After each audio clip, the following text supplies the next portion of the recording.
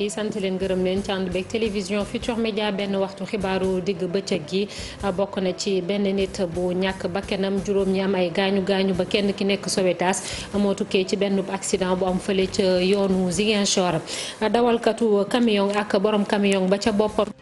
ñetti nit Yoff semaine bale weesu ñoom yoon àtte na leen ba teg leen ay daan juróom benn weeru kaso yu ñu nar a tëdd ñu tegal leen ci ab alamaan bu toll ci fukki junni ak benn ak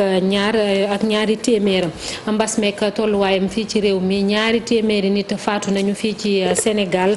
te nag boo moyul kaay yi dina gën a yokku ak tabaski bile ku xam-xamam màcc ci wàllum wér-gu-yaram askan wi di ñaax kilifa yi nekk ci réew mi ñu gën a diisal seenu baat rawatina ci ñi nga xam ne duñu respecté lii di masque ci ay bërëb yoo xam ne dañ fay dajaloo tabaski bi gannaaw ëllëg la muy aljuma ren jile nag xar yooyu la ñu naan coggal te nga xam ne ñu bëri dañ ci daan gis seen bopp nekk na lu cher loolu ren jile daanaka faaw nga génne ñaar fukki junne wala lu teg sax ngir mën koo am ñenn ci ay sàmmkat nag ne li ñuy jox seeni xar moom moo yokku wala sax liñ leen di dugal ba indi leen fii ci Ndakaaru ay jaaykat yi nekk fële ca daralu mbaam ba nekk ca buntu Pikine ñoom Descos jëlee na leen fa lu toll ci ñetti téeméer ci ay gétt waaye ñoom bokk na ci li ñuy ñaawlu mooy amul benn ndàmpaay bu mu àndal teg ci it amul beneen bërëb boo xam ne foofu la ñu ne fa lañ leen di yóbbu beneen ponk ci xibaar bi muy ci wàllum aada ak faatu musicien boobu lee di Balla Sidibé bokkoon ci orchestre Baobab di ngeen déglu jaar-jaaram nataalam ci biir xibaar yi ci kanam tuuti lay doon mbokk yi.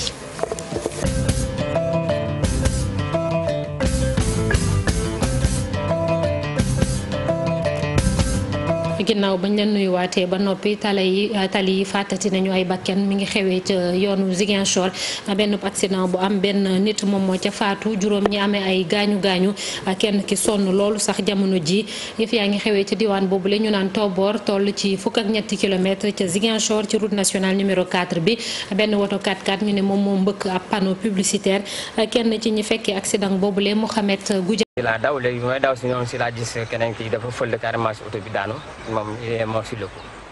yeneen blessé ñu ñoo leen jàppale ñu jënd ils étaient au nombre de 7 en fait benn mort moom laa xam ni moom mort na fii sur place oui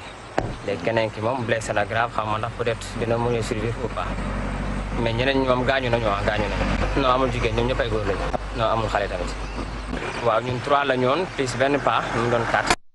ñu waxaat ci accident bi amoon àllarba gi weesu fii ci Ndakaaru ci Yoff benn camion saaraan ba faat ñetti doomi aadama ñaari suutànk ay mag ak rakk ak benn marchand ambulant yoon àtte na leen nag muy borom camion bi ak ki ko doon dawal ci boppam ñu ngi leen teg daan juróom benn weeru kaso yoo xamante ni dañ koy tëdd ñoom ñu toppee leen faat nit ñu ne te du ab tayeef juge tribunal des flagrants délits bu Ndakaaru joxe na it dogal ngir ñu ajandi permis chauffeur boobu le bés bu génnee ci kaso bi ci diirub juróom-ñetti weer dina ko toog te du dawal ki ñu ne mooy Pape Diop te moom camion bi moom liñ koy toppee nag mooy défaut de visite technique maanaam yóbbuwul woon camion bi visite technique accident bi rek ci fàttali mi ngi xewee àllarba gi la weesu fële ca Yoff Saaraan daal di mokkal ñaari taxi daanaka faat ñetti nit ñaari tout tànk ay mag rek ak benn marchand ambulant ñu wax ci dem beeg dikk bi ba tey ak njiitalu intersyndical Dakar Bamako ferroviaire moom demoon na fële ca Touba Samsam nekk ca région bu Tambacounda loolee rek ginnaaw ba nga xamante ni ci autorail beeg fa muy jaar ci wàllu woowule dafa am ay samba boy yu fa dem amal fa ay yàqu-yàqu Moussa Omar Gueye ak Amadou Diédhiou. Moussa Omar Gueye ak Amadou Diédhiou du ñàkk dinañ ànd ak ñoom ci kanam tuuti ci reportage bi foofule ak njiital intersyndical bu DBF di Dakar Bamako ferroviaire élément bi noppi na kon dañuy dem ba Tambacounda. ñu ngi gën di nemmeeku ay samba boy yuy def ay ñaawteef ci li nga xam ne moo faree ci raay bi ke diggante Guinguinéo jàpp Koungheul diggante Koupantoum jàpp Koussanar ki nga xam ne nag moom mooy président intersyndical bi lëkkale kuréelu liggéeykat yu Dakar Bamako ferroviaire di Mambay Tunkara daal di amal tukkib nemmeeku ñëw ci Touba Samsam pont bi nga xam ne mu ngi foofule dafa am ay yàqute yuñ fa nemmeeku. bi loolu amee nag direction DBF ak autorité yi nga xam ne ñoo ko seq waa Eiffage ànd ak gendarmerie ñëw nañ fi constaté gis ni dañ ko saboté dañ koo taal loolu nag wax dëgg yàlla bi ñu ñëwee tey firnde na ko ndax bu ñu xoolee bus yi ni mu ruyee nga xam ne kii ko taal safara gam ko taale for na lool. ne nag ñàkkul ferrailleurs yi ñu ngi koy faral def sax fan yi ndax diggante Géo ak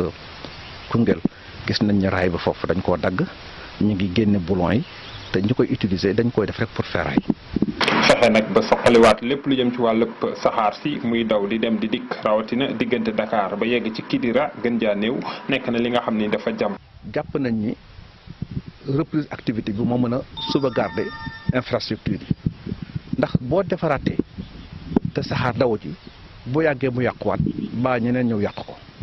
li nga xam ne moo farata fu mu ne nii mooy autorités yi accompagner chemin de fer du Sénégal parce que bu yàggul rek chemin président de la République créé na société des chemins de fer du Sénégal jiital ci monsieur Kébili Touré te nee na lu mu ci jublu mooy ñu relancer waat chemin de fer joxaat ko cëram. kon loolu bu dee dafa am ñoom ñu ne dañu bëgg a defaraat chemin de fer bu bees te ñu xam ne defar bu bees mën na jël temps li ñu bëgg a attirer seen attention mooy dañu génne moyens yu ñu réhabiliter yu ñu reconforter voie bi pour que activités yi mën a reprendre ci jamono yu dul yàgg. li ñu mën a jàpp mooy pont bu Touba Sam-Sam dafa yàqu woon li ko yàqoon moom mooy nawet ba la fi jaaroon waaye nag waa Eiffage ak waa DBF Dakar Bamako ferroviaire defoon nañ ci luy toll ci juróomi téeméeri million ci sunuy koppar. jërëjëf Moussa Oumar Gueye ñu jàll ci mbas meek tolluwaay wi ci réew mi Sénégal wàññi na ñaari téeméer ci ay nit yu faatu ci ndorteelu mars ba léegi tey jële ci àllarba gi am na téeméer ak juróom fukk ak juróom benn ci ay nit yu amee jàngoro bi ñi nga xam ne ñu ngay Sowetaas moom toll nañ ci ñeent fukk ak juróom benn am na juróom benn fukk ak ñeent ñu ne wér nañu ba ñibbi seen kër yooyu leeral ak yeneen ñu ànd ceeg docteur El Hadj Mamadou Ndiaye moom mooy directeur de la prévention ci ministère de la santé. ci junni ak juróom-ñeent téeméer ak juróom-benn fukk ak ñett test yi ñu def téeméer ak juróom fukk ak juróom-benn ñoo ci positif ci ñooñu téeméer ak ñaar fukk ak juróom-ñett ñoo ciy cas contact mooy ñi jaxasoo woon ak ñu yore doomu jàngoro ji ñaar fukk ak juróom-ñett ñoo ciy cas communautaire juróom-benn fukk ak ñeent si ñi ñu hospitalisé woon. wér nañu te bu ci yàlla àndee dinañu génn tey ñeent fukk ak juróom-ñett ñu ngi ci réanimation ñaar ñàkk seen bakkan ci bésu démb talaata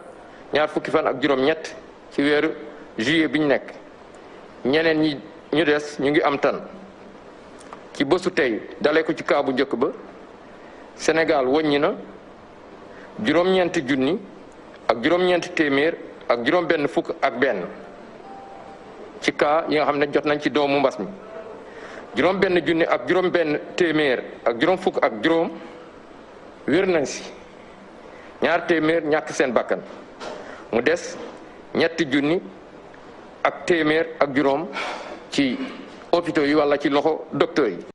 ak tabaski bi ñu jub si nag ñu bëri dañuy bàyyeekoo ci ay bërëb di dem ca diwaane ñu cosaanoo ngir mën faa féete tabaski bi waaye boo moyul dina bokk ci liy tax virus bi gën a tas ci réew mi loolee mooy gis-gisu professeur Cheikh Mouhamadou Moustapha Mbacké Lo nekk spécialiste en santé publique ba tax na mi ngi ñaax kilifa yi ñu gën a dëgëral seen kàddu wala ay daan ci ñu dul takk masque rawatina bërëb yi ñëpp bokk mu di ay lieux publics moom docteur professeur Cheikh Mouhamadou Mbacké Lo moom moo doon invité Info du matin dañ koy déglu ci micro Chérif Dia.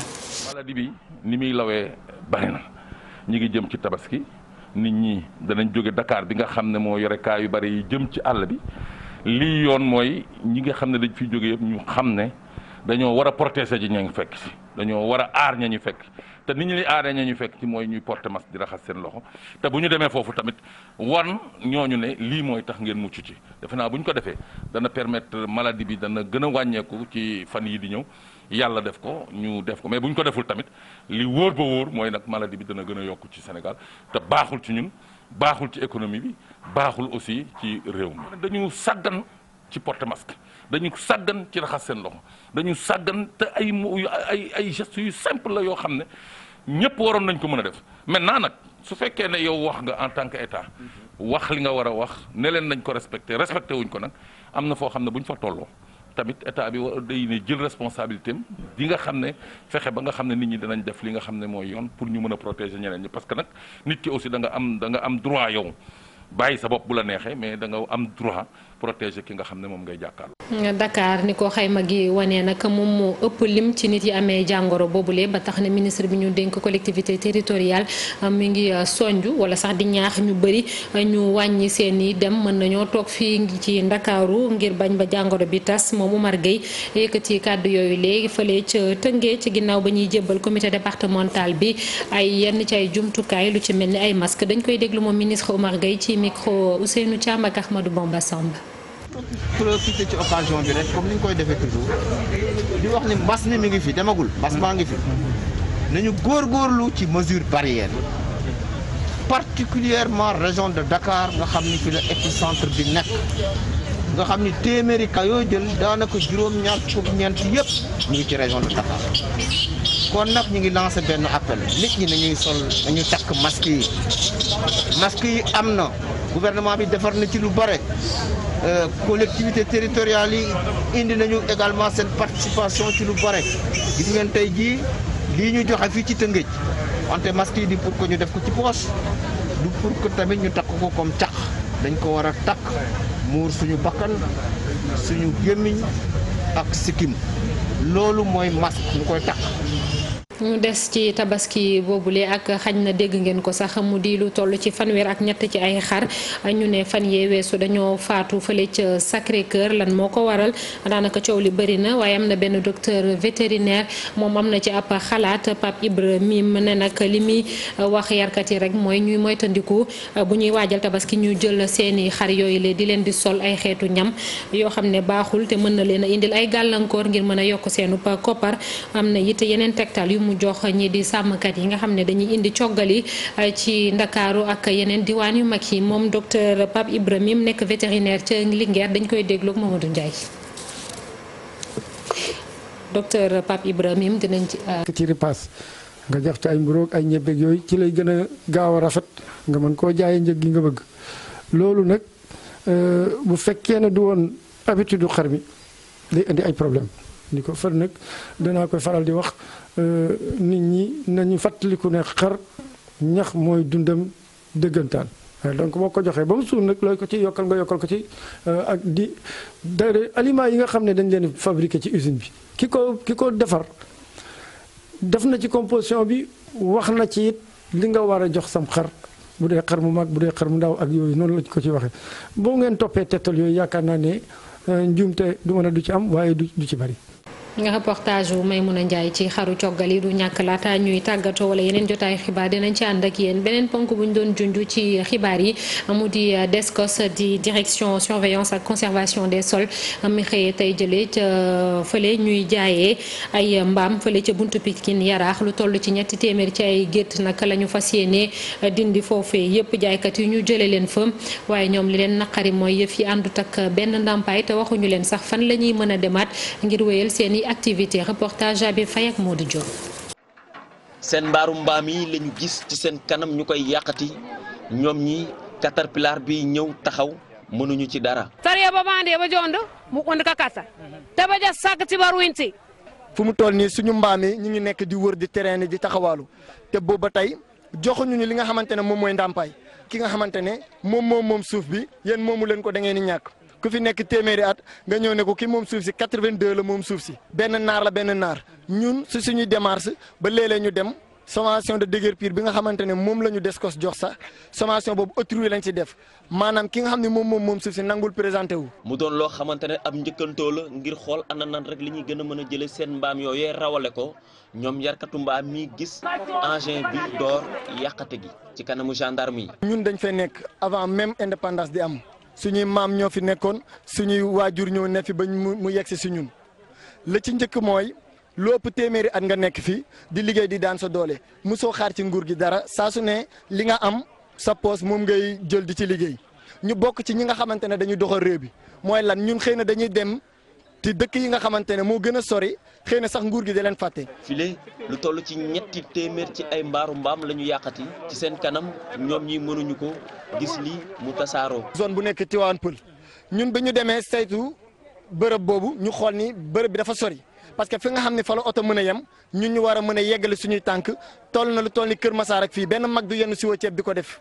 ngir ñu jël leen fa ñu nekkoon yóbbu leen feneen fa féete ci diwaanu Tivaouane Peulh autorité yi proposé leen li ni mel ñoom ña nga xamante ne ñoom ñooy yëngu ci wàllum yaruk mbaam gi gis ne sax dañu leen bàyyeeg seen i bopp Descos ne moom daan na ñëwaat bu ñu jullee tabaski ba noppi ngir rek mën a wéyale liggéeyam ba nga xamante ne pàkku mbaam gi dara dootu fa desati. jërëjëf Habib Faye benn ambulance bu yab ab soxna bu wan lor daal di càng ci ban ak ay élèves yoo xam ne mënuñoo fexe ba dem defi seen i examen ndax ay yoon yu dagg loolee lépp mi ngi xewee fële ca Saly Escale nekk ca Koungheul askan woo fa nekk nag ne dañoo sonn dañoo tàyyi teg ci kilifa ya nekk ca pegg boobule dañ leen di tere di leen xoxatal sax ne bu ñuy wax seen i jafe-jafe ba tax na bile yoon ñu ne njiitu réew mi la ñuy waxal ngir mu ñëw saafara loolee ñuy dund Ibrahima Lom moom moo yore kàddu mouvement Manko Liggéey Saly Escale ay kàddoom Omar Ndiaye moo ko taataan ak Boubacar Fall bopp.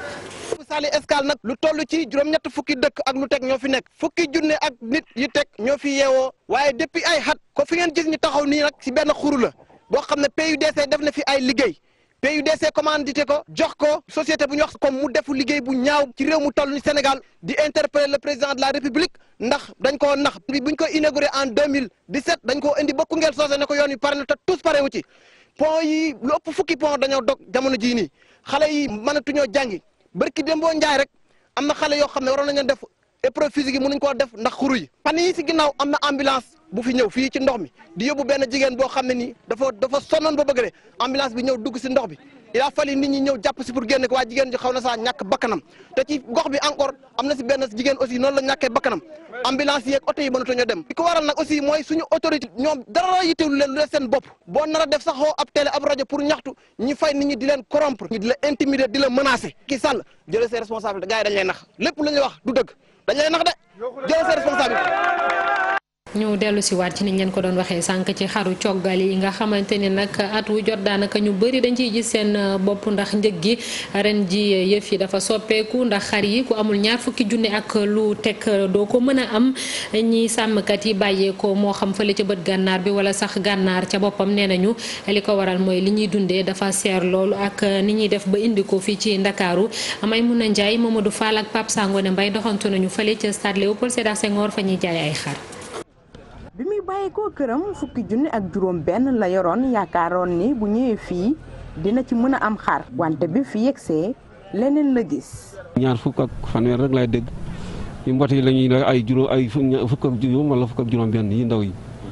ci borom kër nag yu ndaw yi mu arrangé ko man xam naa ne damay obligé sax fu mu nekk nii pour dem xombal quoi. jaaykatu xar bi di ñu wax lan moo tax njëgu xar yi nga xam ne ñu ngi leen a gën a xam ci coggal ñu cher atum ren. client yi ñoom si boppam ñoo gën a kii dañuy suufee seen baat yi ak tekk yàlla. xar bu war jaar 5000 est-ce que ñu ngi koy def ay 80 85 wala 75 parce que yow xar boobu balaa nga ko indi fii da nga ci am ay fer yu métti boo ñëwee fii boo ko jaayee moins de 100000 da ngay dagg sa xaalis ci jaay. leneen li nga xam ni dafay feeñ bu baax ci njëg li mooy transport bi bu ñuy bàyyeekoo dëkk ak dëkk ñu ne dafa yokk bu baax rawatina jafe-jafe yi nga xam ne dañ koy jànkoonteel ci tali bi. taras bi transport de serre parce que 500000 wala 80 kii na nga tudd sax 400000 wala 450000 est-ce que loolu dafa seer su compté car bi la àll bi nga indee fii nga jël oto 450000 wala 500000 est-ce que car bi dana kii day yomb wala du yomb. pas bi def seer camion bi def seer ngooñ bi def seer. ne ci li ko gën a metti gendarme yi police yi montage boo romb. ñu arrêté chauffeur bi téye na fa war a mat 40 minutes 30 minutes lu mu gàtt gàtt bu ko defee xar yi dañoo am seen saloor bopp tàngoor te bu tàngoor bi bu ñu leen fa tëjee ci yàgg ci yoon wi xar yi yenn yi dañuy dee yenn yi dañuy sonn fatigué bu ñu dikkee fii duñ gaaw a mën a lekk duñ gaaw a récupérer. ñoom éleveurs yi lu ci bari ñu ngi bàyyeekoo ci Ferlo wala sax ci Fuuta tey jii bu ñu sañoon nguur gi dinañ leen gën a gunge nee nañu loolooy tax njëgu xar yi gën a woyaf. ginnaaw sàmm gi nag ñu wax ci napp gi ak ñi ci yëngatu ñu bëree bëri bëgg jamono ji bokk ci bërëb yi ñi jëlee ay dogal ngir fexe ba xeex ni ñuy saax-saaxee géej gi waaye fii rek ñu cay bokk nag am na benn plateforme bu ñu taxawal mu di ab mbootaay ngir sàmm lépp luy tukkee ci géej gi fii ci Sénégal am na benn pëlal buñ ci amaloon fële ca Mbour dañ cay déglu Moussa Meng moom mooy secrétaire exécutif association ngir développement pêche artisanale ci micro Abdourahmane Diallo moom duggee ca Mbour. centre de recherche muy CROC muy COPAS muy ICAT ñi nga xam ne ñoo nekk ci adduna bi ak ci Afrique sowu-jant ak Sénégal di saytu xéewal nee nañu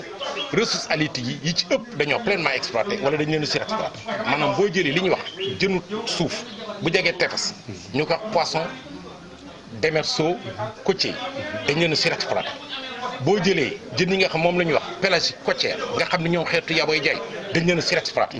li nga xam ne di tegte li ñuy joxe na te muy lu leer nañ mooy kenn waratu leen a yokk nuñ leen di jàppe te li nga xam ni moom la yoon wax muy directive volontaire muy lu mën a doon mooy bépp xeetu jën boo xam ni dañ ko surexploité ba amul lenn loo xam ni bàyyee nañ ko fi kenn waratu ko jàpp kon moo tax ñu yaakaar ni joxe ay licence wala def benn pexe bu yokk nu ñu leen jàppe loolu dafay waroo ak li nga xam ne même nguur gi loolu la bëgg a def parce que boo xoolee li ñuy wax tëralin bi nga xam ne moom la ñuy wax lettre de politique sectorielle bu pêche ak aquaculture bi nga xam ne moom la état du Sénégal muy maanaam tëralinam ci wàllu nag mais li mu wax dafa leer nee na moom li mu bëgg a def mooy fexe ba xéewalu ndox yi ñu saytu ko ba mu sax dàkk te nee na loolu pour mu def il faut ñu gën a méngale doole ji ñu yan géej gi ak li nga xam ne moom la géej gi attan kon xam nga loolu mënoo ko wax ba pare di wëlbatiku di yan géej gi loo xam ne attanu ñu dem ba Médina Wandifa ca région bu Sédhiou ak coowal suuf bu fa yeewu ñenn ci askan wi nag ñoom ñooy joxoñ baaram tuuma maire bi ne dafa lotissé jaay ay suuf te tegu ko fenn amu ci woon sañ-sañ ñi nga xam ne ñoom ñoo farek maire bi sax semaine yële weesu ñu ngi ci doon wax waaye jamono ji daa mel ni yëf yi daal dañ cee noppi Bakary Konte ak Xaali Jaame ñoo ñu teewal ca région bu Sédhiou. coow li bëri na trop ci commune bi coow li dafa bëri trop ci commune bu Médina Wandifa diggante maire Malam Seni Fati ak askan bi nekk fii ci douane bi am na collectif défense des intérêts bu Médina Wandifa defoon na sorti di ko tuumal ay terrain yoo xamante ne da ko jël di ko jaay nu mu ko neexee mu am tam benn mouvement citoyen résistance Wandifa ñoom tamit di ñaawlu mbir mi. lotissement bu maire Malam Seni Fati def kenn autorisé wu ko te maire Malam Seni Fati des lotir terrain yi. di ko jaay te moom la maire di encaisser xaalis bi di ko dugal ci poosam te day joxe attestation yoo xamante ne amul benn numéro arrêté ministériel boo xamante ne day autoriser lotissement boobu mais tamit amul benn décret benn numéro d'approbation boo xamante ne day concrétiser ni attestation bi bokk na ci benn registre foncier. njaayum terrain bu ñu nekk di amal picc diwaanu Médina Wandifa jeunes yi di ne dañu bëgg justice daal di jóg ci nu ma gën a gaawee daal di leeral mbir mi. dañu taxaw di interpeller autorités compétentes yi pour que justice mun a appliquer wu ci affaire ci dossier wu foncier bii nii di Médina ci bu Médina Wandifa mais tamit ñu ngi woo président Macky Sall pour mu agir ci affaire bii nii di foncier balaa ay force wala ay yeneen frustration du jóge ci dëkk bi suñu objectif lenn la mooy laaj na yoon tegu ci dossier bii nii ndax affaire bi leer ci bopp ñëpp. bu ñu interpellé partisan maire Malam Seni Fati ñoom ñi ne fu mu nekk nii amul dara loo xamante ne dinañ ko wax wante nag si semaine yi ñuy jógee nii amoon na point de presse boo xamante defoon nañ ko ñu ne lotissement bi nguur gi daf ko autorisé. fii ci Ndakaaru comité directeur bu ARCOS nag muy mbootaay bi nga xam ne moo ëmb ñi yëngatu ci wàllum théâtre ay artistes yu bëri sax jàkkaarloo nañu taskatu xabaar yi ñu ne ngir indi ay leeral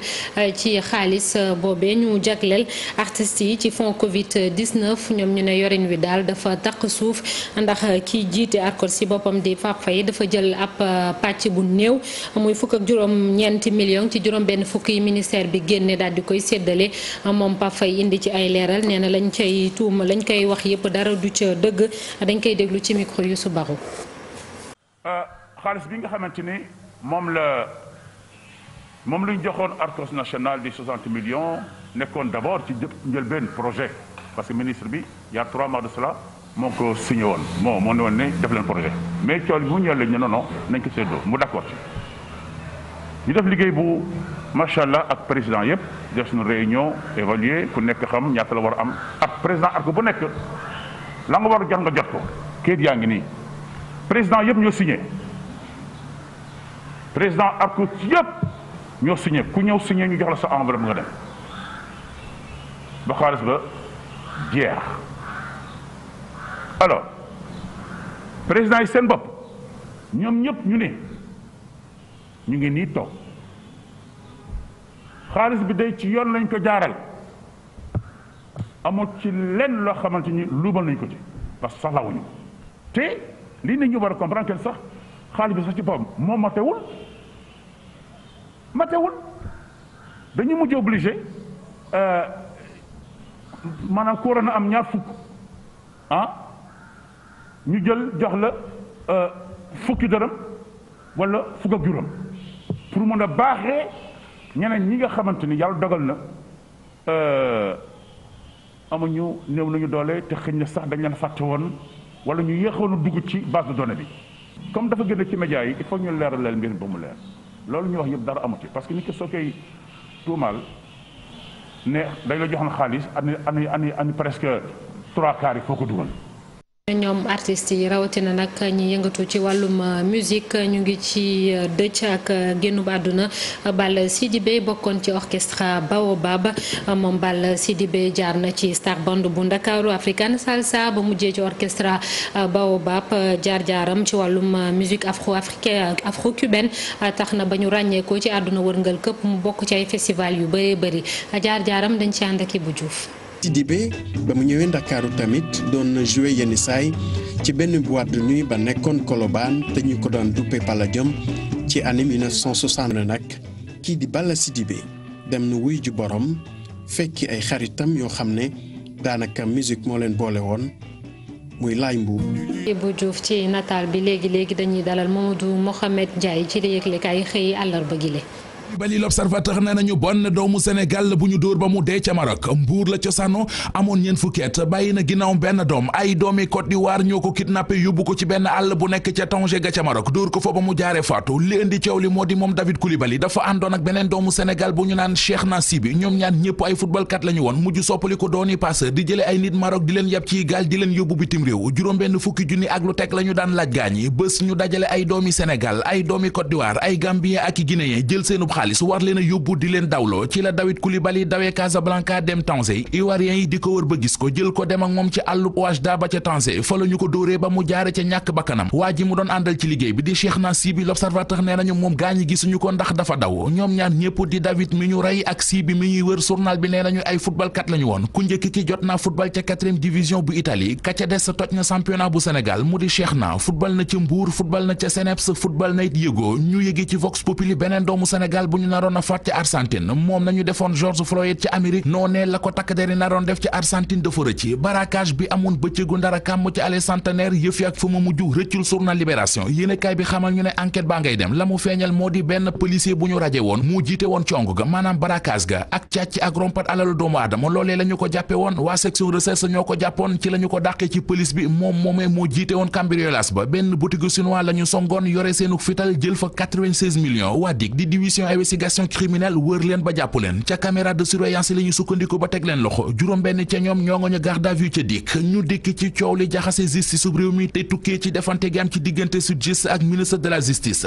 journal Le Témoin moom la xëy ci xët mu njëkk di laaj ndax giita ngaas ak fantasiro gi ñu nekkee du pexe mu professeur Ismaïla Madior Fall nas bàyyi fi soog a dem ngir bëgg su fi jógee ki ko fi war a wuutu nekkee jafe-jafe ne accord yi mu signé te mu indi coow li xamoon na xel ne bu ko signé gouvernement bi du ko mën a jëfe mu signé ko bàyyi ko fi Le Quotidien ñu ñol yi am ci justice bu Sénégal naruto jur jàmm ci système judiciaire bu réew mi ne bu ñu deful ndànk année balance la nar a jur ci réew mi ak leneen lu fi son li 8 moo di coronavirus bi Vox Populi nañu woye fa li ñu indi ci miisir yi ñu tegoon lu ci mel ne état d'urgence be couvre-feu gi ñu fi teggee dafa gën a yokk joote ji nekkaa coronavirus yi dañoo yokk ci réew mi ba yegg ci 30%. Professeur Massamba Diouf di ko xam-xama màcc jëm ci wàllu épidémie moo ko xamle ba teg ci ne mbir yi ak ni ñuy doxee nii ci réew mi bu ñu jugee ci tabaski gi bu ñu moytuwul cas coronavirus yi nar naa yokk ci réew mi ba yegg ci 70%. La Tribune mel ne ku naan ko vérité 100% nga wax ndax ñoo ngi ak coronavirus gi laata tabaski gi ñoo coronavirus gi ñooy tabaskee ndoo bu ñu nuppee ci tabaski gi ñoo moom lay doon fi ñu toll tembe coronavirus bi Tribune nee nañu moo di virus de tous les dansers ku tudd wopp tuddaale garab ya ñuy fajoo pharmacie nationale d'approvisionnement njiitam di Annette Seck Ndiaye moom la journaliste yu journal Source A yi xëy seqal waxtaan ca waxtaan wa mi ngi leen di xamal ne jot na ci Sénégal ñu am ab industrie pharmaceutique ngir tey bu ñu demoon ba garab manqué ñu bañ ko yëg nañu ko yëgandoo maison de la presse bi tuddee nañu ko ndéem si yàlla Babacar Touré Sud Quotidien L'Observateur La Tribune Li Quotidien Soleil National La Sénégal ak journal L'Info ñoom ñëpp xëy information bi ba wax ñu ne président de la République Macky Sall moo ko wax démb ci làmmiñu boppam ba mu demee Ngaparou doon jaale ji njabootug Babacar Touré Sud Quotidien dolli ñu ci ne ca jotaay ba président de la République leeral na fa lu bari diggam ak Babacar Touré La Sénégal ñu ci xëtamu njëkk Babacar Touré immortalisé maison de la presse bi moom la ñu ko tuddee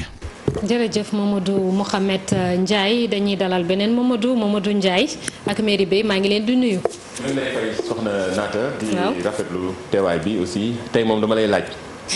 ban réseau social xam naa yaa ngi ci réseaux sociaux yi mais ban réseau social ngay ëpp lay utiliser Facebook la wala Twitter la wala Instagram. parfois je pense que Twitter la nag surtout ndax waa notification yenn saa yi xibaar yi xam nga foofu des fois dafay gën a gaaw donc moo gën a gaaw.